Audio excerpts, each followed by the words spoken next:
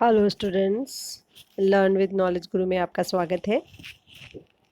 आज मैं आपके लिए टेक्स्ट बुक रिव्यू फॉर्मेट लेकर आई हूँ, जिसे बीएड, एमएड, डीएलएड, बीएलएड इस तरीके के कोर्सेज़ में करना होता है। टेक्स्ट बुक रिव्यू में किसी भी टेक्स्ट बुक जो टीचिंग के लिए हम सेलेक्ट करते हैं या कोई अदर बुक्स भी हो सकती हैं,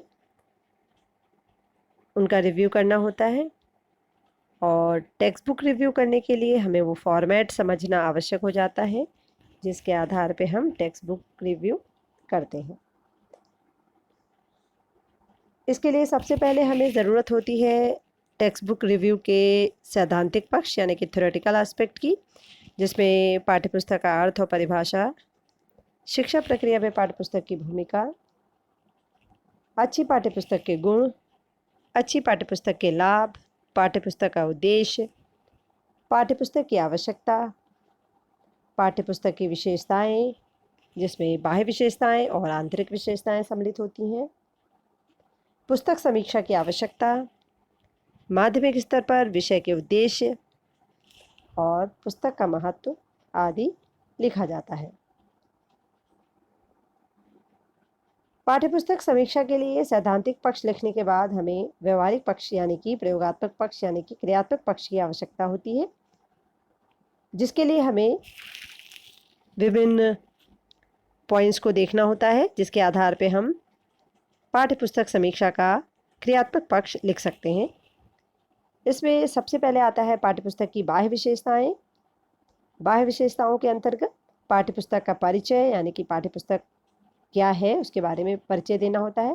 पुस्तक का नाम, कक्षा बतानी होती है किस क्लास की बुक है, फिर लेखक, प्रकाशक, प्रकाशन वर्ष, पृष्ठों की संख्या कैसी है, उसमें कितनी है, पुस्तक का मूल्य क्या है और पुस्तक का आकार क्या है। यह अक्सर किताबों में दिया रहता है।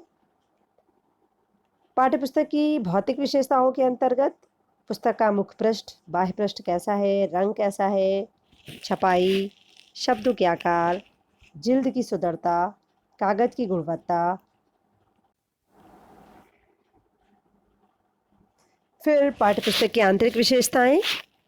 आंतरिक विशेषताओं में पाठ्यपुस्तक में भूमिका या प्राकथन जो दिया होगा उसके बारे में लिखना होता है।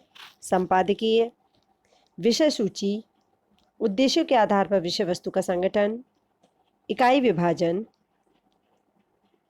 पाठ्यपुस्तक की उपयुक्तता, विषय वस्तु से संबंधित सहायक सामग्री, चित्र, रेखाचित्र, मानचित्र आदि, पाठ्यपुस्तक का कठिनाई स्तर, पुस्तक का प्रस्तुतिकरण के अंतर्गत भाषा, लेखन शैली तथा वाक्य रचना, वर्तनी एवं विराम चिन्ह, तकनीकी शब्द, दृष्टांत एवं उदाहरण, क्रमबद्ध प्रस्तुतिकरण, मूल्यांकन, विविध प्रश्नों का समावेश, संदर्भ ग्रंथ सूची, आधुनिकतम ज्ञान का समावेश एवं सुझाव।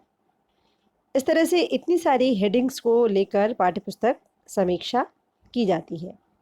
यदि आपको पाठ्यपुस्तक समीक्षा लिखनी है तो आपको पहले सैद्धांतिक पक्ष लिखना होगा और इसके पश्चात व्यवहारिक पक्ष यानी कि क्रियात्मक पक्ष लिखना होगा, जो उसी पुस्तक के बारे में होगा, उस पाठ्यपुस्तक के बारे में होगा जिसका चुनाव आपने पाठ्यपुस्तक समीक्षा के लिए किया होगा। यदि आपको ये वीडियो पसंद आया हो तो इसे ज़रूर लाइक करें और सब्सक्राइब करें। Thank you.